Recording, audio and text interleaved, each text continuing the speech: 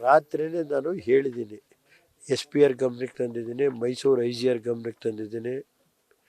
ಇಷ್ಟೇ ಈಗ ಒಂದು ಇದನ್ನು ಮುಂಜಾಗ್ರತೆ ಕ್ರಮ ತಗೋಬೇಕಾಯ್ತು, ತಗೊಂಡಿಲ್ಲ. ಆ ಸಬ್ ಇನ್ಸ್ಪೆಕ್ಟ್ರ್ ಮೇಲೆ ಇನ್ನು 2 ನಿಮಿಷ ಇದ್ದರೆ ಸಬ್ ಇನ್ಸ್ಪೆಕ್ಟ್ರೇ ಹೋಗಿರೋರು. ಆ ಪರಿಸ್ಥಿತಿ ತಡೀರಿ, ಸಬ್ ಇನ್ಸ್ಪೆಕ್ಟ್ರೇ ಹೋಗೋರು.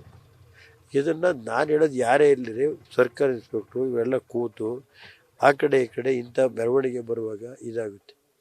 ಆಮೇಲೆ ಏನೇ ಆಗಲಿ, ಇವತ್ತು ಆ ಸ್ಪೀಡ್ ಬಂದವನಲ್ಲ ಅವನು ಕುಡಿದು, ಅಲ್ಲೇನೋ ಇದ್ರದ್ದು ಇಂಡಸ್ಟ್ರಿಯಲ್ಲೇ ಇರುತ್ತೆ, ಅದು ಆಟೋ ಹೊಡೆದು ಬಂದವನು ಅಂತಾರೆ.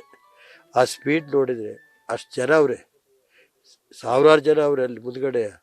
ಅಲ್ಲಿ ಹೋಗಿ ಹೊಡೆದು ಕಸ್ಸಕ್ಕೆ ಹೋಗ್ತಾನೆ ಅಂದರೆ ಇವ್ನು ಏನ್ರಿ ಇದು?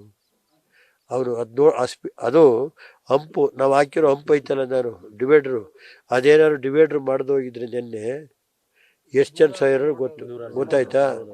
ಈಗ ಕೂಡಲೇ ಸರ್ಕಾರದ ವೈಫಲ್ಯ ಇದು ನಡೆದಿರೋದು. ಕೂಡಲೇ ಆ ಕುಟುಂಬಕ್ಕೆ ಒಂದು 20 ಲಕ್ಷ ಕೊಟ್ಟರು, 5 ಲಕ್ಷ CM ರಾತ್ರಿ ನಾನು ಒಂದು 20 ಲಕ್ಷ ಅನೌನ್ಸ್ ಮಾಡಿ ಅಂತ ಹೇಳಿದ್ದೆ.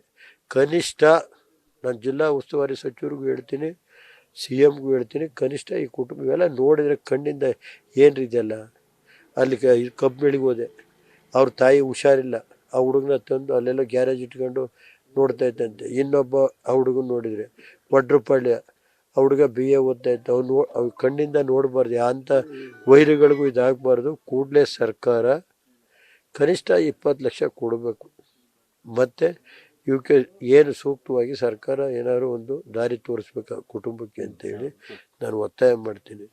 ಇದು ಕೂತು ಇನ್ನು ಮುಂದಕ್ಕೆ ಈ ಥರ ಆಗ್ದಂಗೆ ಜಿಲ್ಲಾಡಳಿತ ಪೊಲೀಸ್ ಇಲಾಖೆ ನೋಡ್ಕೋಬೇಕು ಅಂತೇಳಿ. ಯಾಕೆಂದ್ರೆ ಆದರೆ ಇನ್ನು ಸಬ್ ಇನ್ಸ್ಪೆಕ್ಟ್ರು ಇದು ಮಾಡಿ ಅಂದರೆ ಹೆಂಗೆ? ಅವರೇ ಹೋಗಿ ಇನ್ನು 2 ನಿಮಿಷ ಇದ್ರೆ ಅಲ್ಲಿ ನಾನು ನೋಡಿದ್ನಲ್ಲ, ಸಬ್ ಇನ್ಸ್ಪೆಕ್ಟ್ರನ್ನೇ ಹೊಡೆದಾಕ ರಾತ್ರಿ ಆಯಿತು.